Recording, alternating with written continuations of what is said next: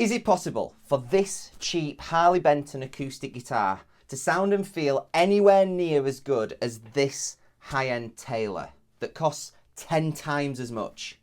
Let's find out.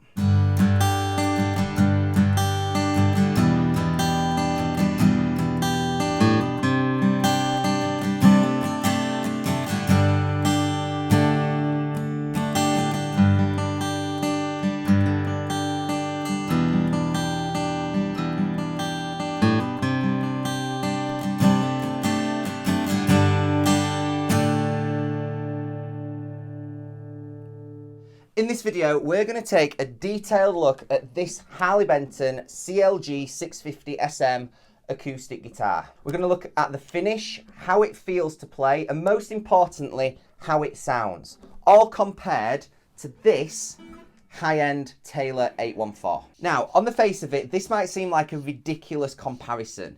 The Harley Benton currently retails from Thomann around £380 to £390, which to some people will be a significant chunk of money. However, it is inexpensive for an all solid wood acoustic guitar.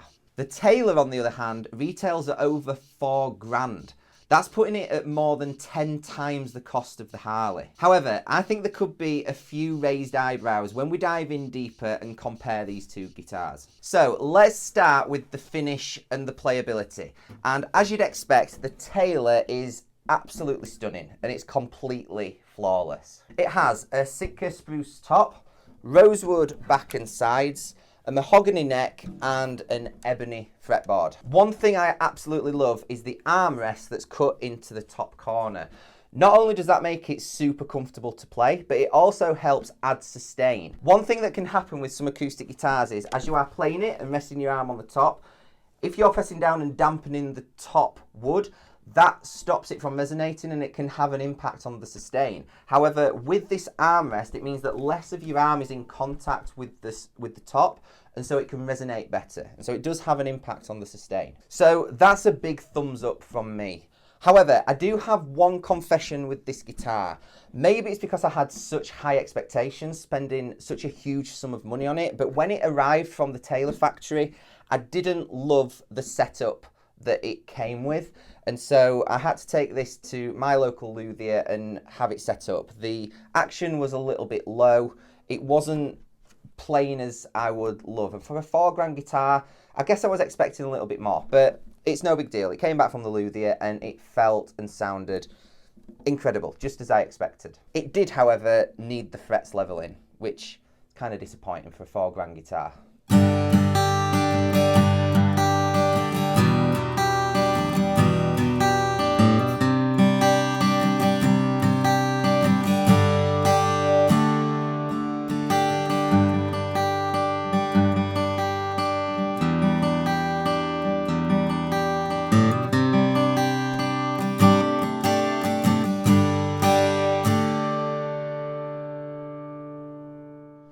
Now let's look at the Harley Benton CLG. I have to say, the finish is absolutely stunning. I particularly like this vintage sunburst finish.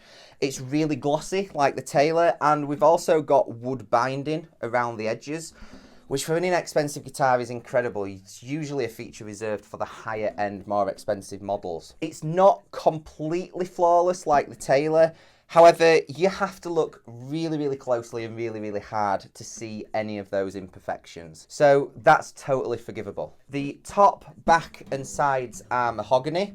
The neck is Akuma and the fretboard is a composite. And like the Taylor, it's got an armrest cut into the top corner. So it is just as comfortable to play, and it has that positive impact, as I said before, on the sustain of the instrument. So all in all, both guitars are absolutely stunning to look at.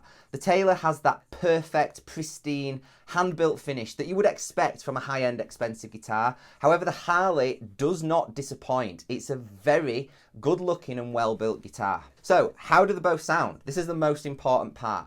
Well, let's find out. I'm going to play you some clips of both of these guitars, some picking and some strumming stuff, and then I'm going to play you a clip of both of the guitars playing together, one panned hard right, one panned hard left. And I'm really interested to know your thoughts on this. So Have a listen and let me know which one you think sounds best. Does the Harley stack up to the Taylor? Is the Taylor worth 10 times the cost? Drop a comment and let me know.